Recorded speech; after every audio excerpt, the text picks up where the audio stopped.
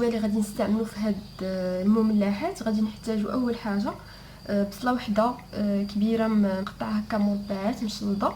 غادي نحتاجو فلفله وحده حتى هي مقطعه مربعات، قرعه خضراء محكوكه هكا طويله. غادي نحتاجو الصدر ديال الدجاج مقطع مربعات صغيورين، وواحد الكميه ديال الفرماج احمر، وواحد الكميه كذلك ديال الجبن اللي هنا انا كنت قديته في واحد الفيديو صايبته يعني مكونات منزليه. دابا نخلي لكم الرابط ديال الفيديو لتحت من هذا الفيديو ان شاء الله في صندوق الوصف. ولا ما كانش متوفر عندكم تقدروا تضاعفوا الكميه ديال الفرماج احمر، يعني كتبقى الكميه على حساب الرغبه ديالكم. وبالنسبه للعطريه غادي نحتاجو نص معلقه ديال سكينجبير، نص معلقه ديال البزار، معلقه صغيره ديال الملحه، ومعلقه صغيره عامره ديال القزبر يابس اللي تقدروا تضيفوه، تقدروا يعني تستغناو عليه، ولكن كيجي زوين مع هاد الحشوه هادي. المهم الا لاحظتوا بلي راني ما ضفتش يعني التحميره حيت ما بغيتش يعني تجيني العطريه غالبه يعني في هذه الحشوه هذه، بغيت البنه ديال الجبن تجيني باينه صافي. وعندي هنا معدنوس مقطع. هنا في مقله غادي نضيف واحد الكميه ديال الزيت العاديه،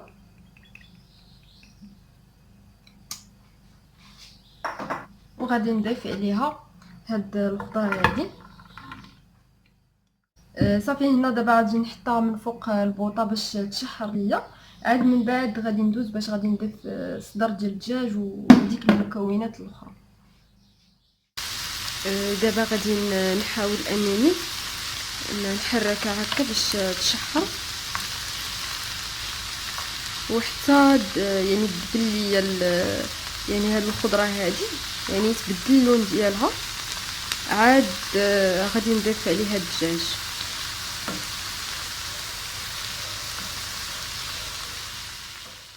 دابا غادي نضيف الدجاج،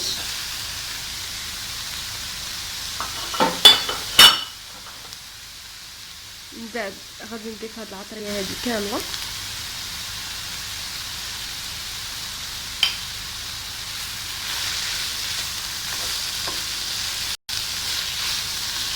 وغادي نحاول هكا نحركها مع الخضره باش تشحر ليا.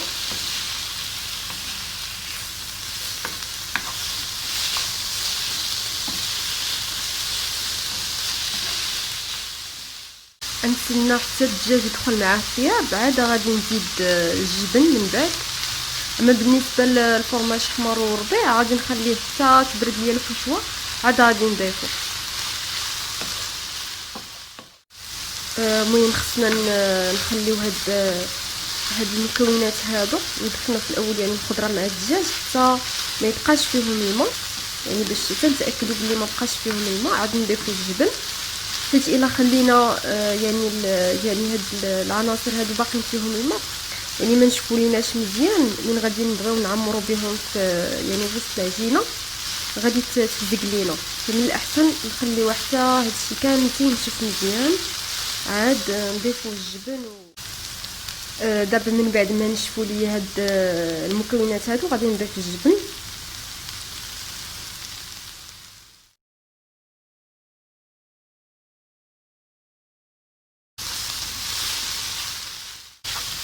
صافي دابا غادي نطفي عليه حتى تبرد ليا هاد الحشوه هادي.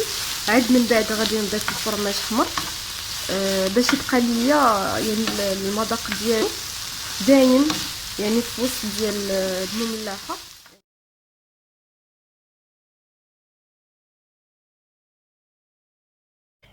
هنا من بعد ضفت فرماج احمر وضفت داك المعدنوس اللي كنت قطعت، وغادي نحاول نخلط هادشي كامل. كما قلت لكم باللي الفرماج احمر بغيتو يبقى هكاك يعني يبقى شاد راسو، يعني حتى نحطوه في يعني في المملحه حتى من نبغي ندخلو الفران يعني في الوسط منها غادي يذوب ليا كيكون احسن. بالنسبه للمكونات اللي غادي نحتاجو في التحضير ديال العجينه، اول حاجه غادي نحتاجو 300 غرام ديال دقيق الفورص، كاس عامر ديال الحليب اللي خصو يكون دافي، ربع كاس ديال الزيت، عندنا هنا معلقه صغيره ديال الخميره الفوريه، ومعلقه صغيره ديال الخميره ديال الحلويات.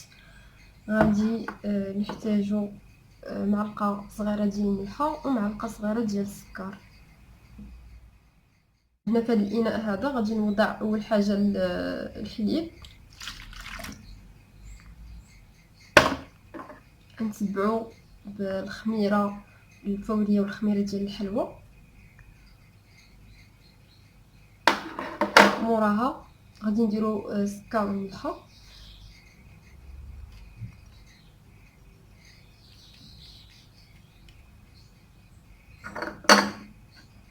غادي نضيفو هاد 4 كاس ديال الزيت،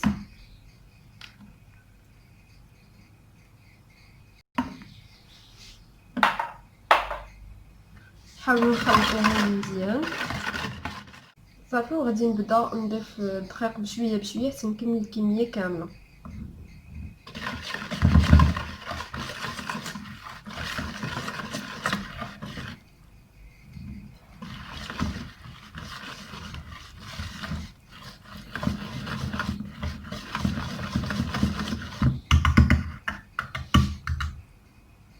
دابا غادي نخدم يدي باش نتحكم في العجينه مزيان، وفي نفس الوقت غنبقى نضيف بشويه بشويه حتى تجمع ليا. انا غادي نحط العجينه هنا باش ندلكها شويه، يعني ماشي غادي ندلكها مزيان، غير باش ما يبقاش ليا فيها دوك التكتلات ديال الطحين.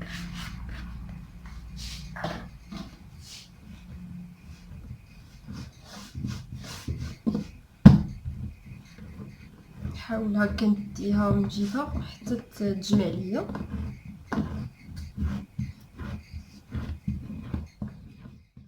هنا من بعد ما جمعت العجينه غادي نخليها ترتاح شي شويه، عاد من بعد غادي نشكلها على شكل كرات. دابا من بعد ما ارتاحت العجينه خليتها غير واحد 10 دقائق. دابا غادي ندهن يدي بشويه ديال الزيت،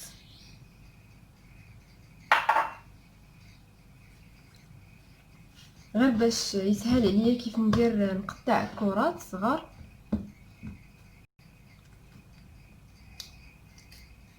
بالنسبه للقد غادي نديروها على هاد القد هذا، المهم تقريبا يعني غير شويه كبر من بيضه.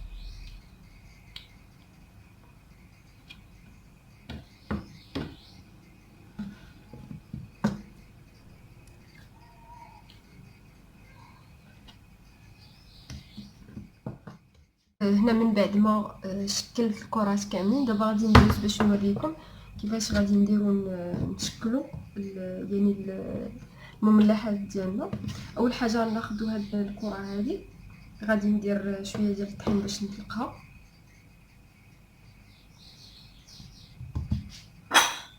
وغادي ناخذ الدلاك نحاول نبسطها.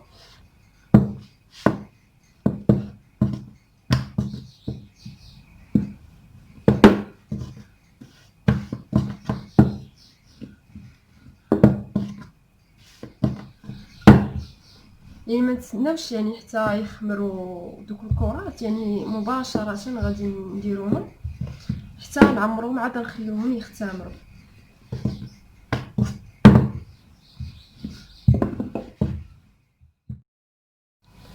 المهم انا جبت دابا الحشوه باش غادي نبدا نعمرهم، وقبل باش نلقى فين نحطهم غادي نوجد اللاطه اللي غندخلها الفران، غادي نحط فيها البابي كويسون باش من غادي نصايبو ما نحطوهم نيشان فيها.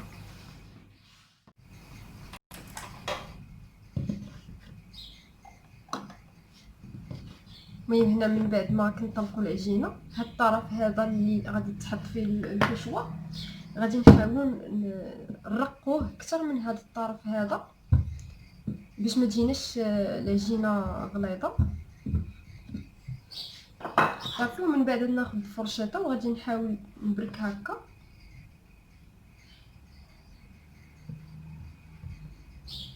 من بعد غادي نقطع بالموس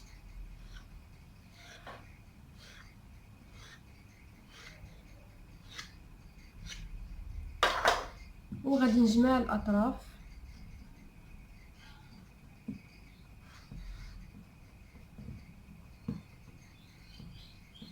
مورا ما نجمعهم غادي نقلب العجينه وغادي نحط الحشوه هنا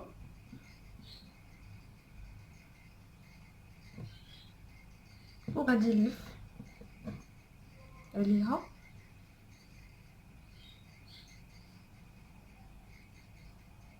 بحال هكا وغادي نحاول ندورها. هادو الاخرين غادي نهودهم باش نلقى كيفاش نسد العجينه. غادي ندخل هادي في هادي، من بعد غادي نرجعهم وغادي نغطي بهم نيت داك يعني في لصقت العجينه. المهم من بعد غادي نكملو غادي نحصلو على هاد الشكل هذا.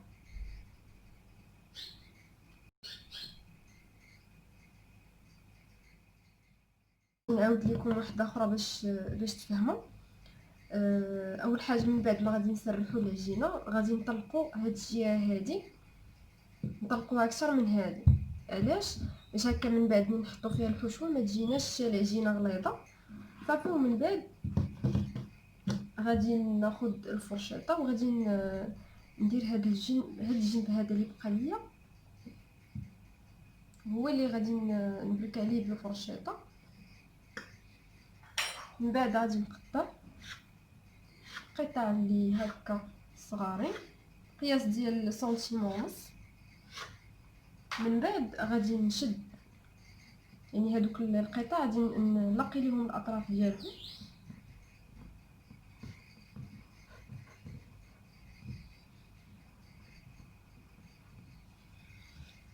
غادي ندورها، غادي نوضع الحشوه الوسط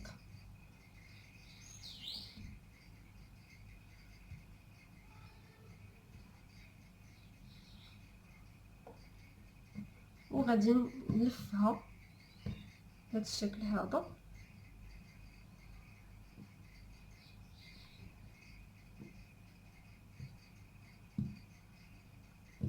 من بعد غادي ندورها بحال هكا، نحيد هاد الطرف وهاد الطرف، غادي نلصقها ندخل وحده في وسط وحده ونرجع هاد الطرف هذا يغطي داك فين لصقته.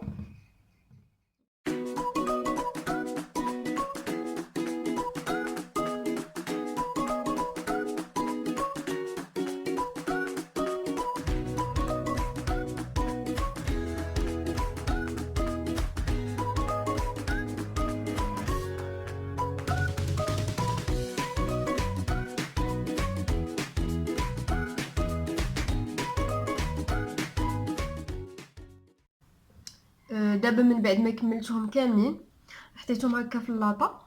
دابا غادي نتسنى عليهم غير يرتاحوا شويه واحد 15 دقيقه، وما فيهمش الخميره بزاف كما شفتوا، المهم غير يرتاحوا شويه. من بعد غادي ندهنهم بصفار ديال البيض مخلط مع شويه ديال الحليب وغادي ندخلهم للفران.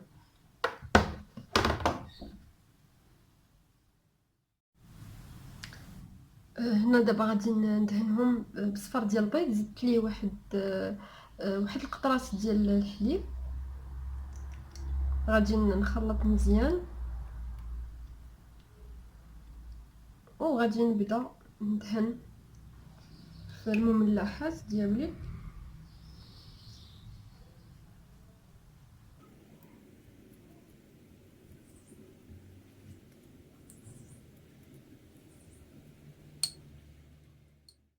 صافي دابا من بعد ما دهنتهم كاملين بصفر ديال البيض اللي كنت ضفت ليه داك شويه ديال الحليب باش ما يجيناش فيه داك اللون الذهبي اللي غامق بزاف، درت واحد شويه ديال الزجلان اللي تقدروا ديروا في بلاصتو، يعني شويه ديال البودور ديال الخشخاش ولا ديروهم هما بجوج اولا تخليوها غير هكاك.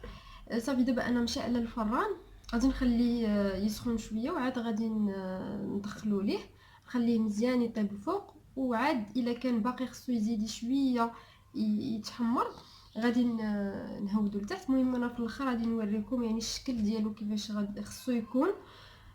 صافي. ولا كان فران ديال الضو غادي نخليوه مده ديال 40 دقيقه على 180 درجه.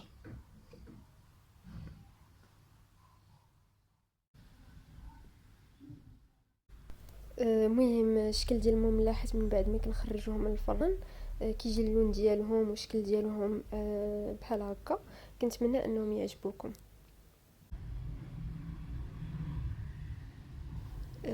هنا بغيت نوريكم يعني الشكل ديالها من الداخل كيفاش كيجي. كتجي زوينه بزاف، حتى العجينه كتجي طريه وما ما قاصحاش، يعني بحال الشكل ديال العجينه ديال بتي بان وهي عامره. حتى الحشوه كتجي لذيذه وبنينه. كما قلت لكم انا ما بغيتش نكثر العطريه بزاف باش يجيني البنه ديال الجبن اللي كنت قاديته معكم. نوريكم زعما الرابط ديالو ان شاء الله لتحت في صندوق الوصف.